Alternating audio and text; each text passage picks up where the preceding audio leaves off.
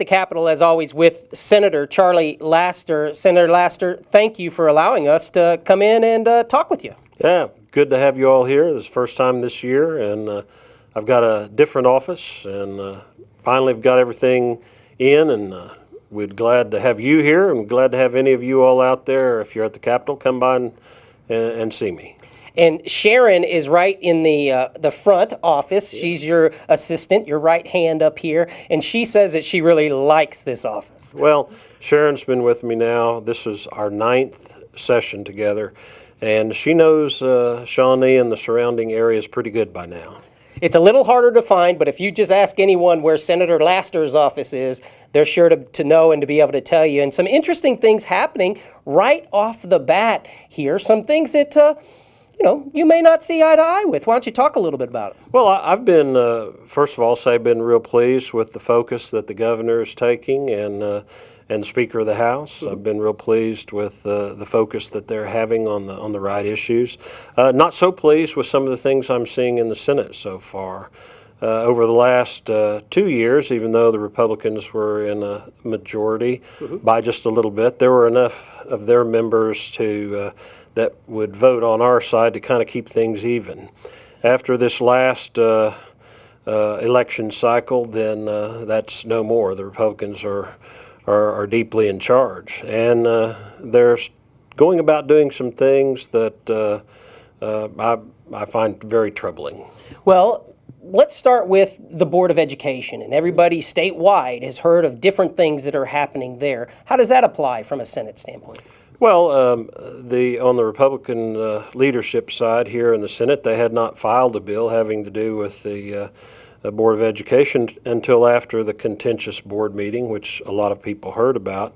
And so they've just, the Republican leadership here has just decided to get rid of the Board of Education, basically. And all of the appointees were appointed by Governor Henry from Shawnee, and they want to get rid of all of them. And so they're going to go back to a system, they say, in this bill that would put the governor, the Secretary of State, and the Attorney General on a board with the Superintendent of Public Instruction, and they're the board. Very, very curious. The leadership denies that it is a knee-jerk reaction to the contentious board meeting. I'm not so sure. Well, as I understand it, as laws are made or as they're amended, you can just look through there and see what kind of changes that are made. Why can't we just go through and look at changes and see what kind of changes they're trying to make? Well, in that particular situation, then the change is very obvious. They just want to do away with the Board of Education that Governor Henry had appointed and not let those members term end as the law requires it right now.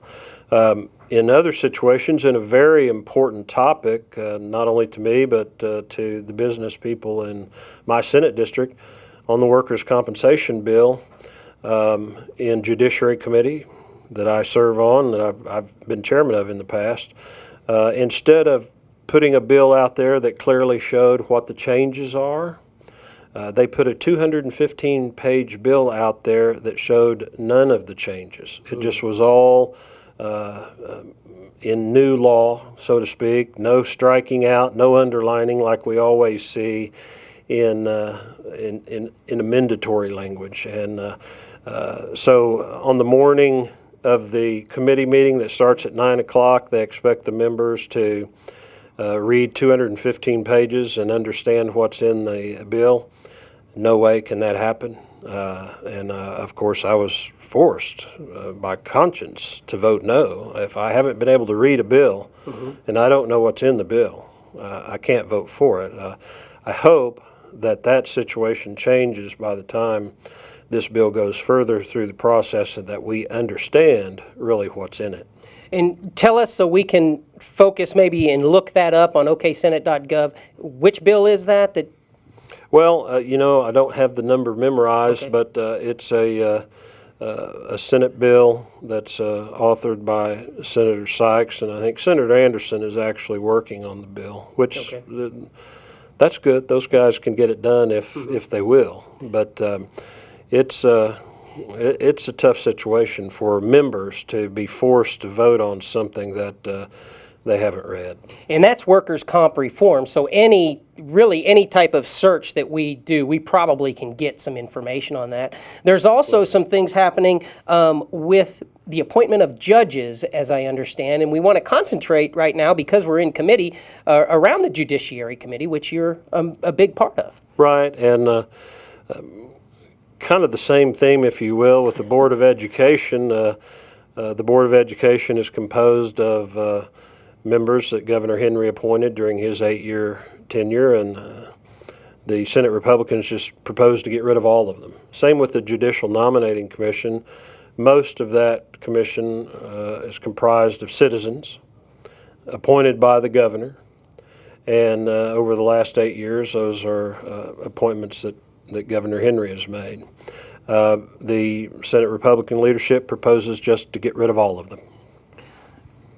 Just in one fell swoop, get rid of them and right. Make it a different process. That's right. They want us to go to the federal system, and I want everyone to understand just what a bad policy that would be, in my opinion.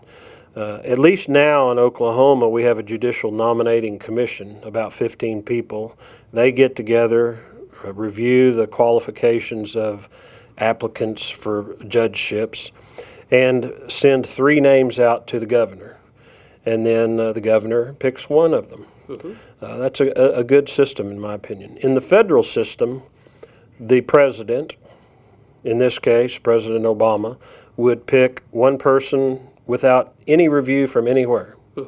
Just can pick anyone that he feels would fit. That's right. And then it is reviewed by the Senate, must be confirmed by the Senate. Well, I'm sure you all have read about the bitter partisan fights that go on in the U.S. Senate, gridlock, fights over judicial appointments. There are hundreds of positions across the nation that cannot even be filled because of these horrible fights. That's the system that the Senate Republicans are proposing that we in Oklahoma go to, the Washington, D.C. system, and I'm very much opposed to it. Well, so even early in the session, there's a lot going on that sends ripples all the way through the session. Yes. Opinions, what's the best way for your constituents to get with you? Well, it's very important for me to hear from you all out there. We had an important bill this week that I wasn't sure how to vote on.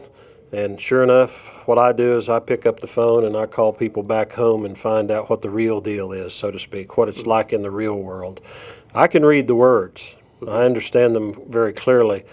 But I like to hear from you all about how that really applies either to your business or in your life. So, email, telephone, letters, whatever. My name and email address and phone numbers and everything are not only on this program, but they're in the newspaper virtually every day. So let me know what you think. The people, when we share with you, especially from the district, Charlie, it impacts the way you're thinking. I listen a whole lot more to you guys back home than I do someone outside of my district. And that's how we need it. As always, Charlie, thank you very much for allowing us to come in, but also thanks for the education. We all need it to stay informed and to be able to give you the opinions and our views. Thanks a lot. My pleasure having you all here. Thank you.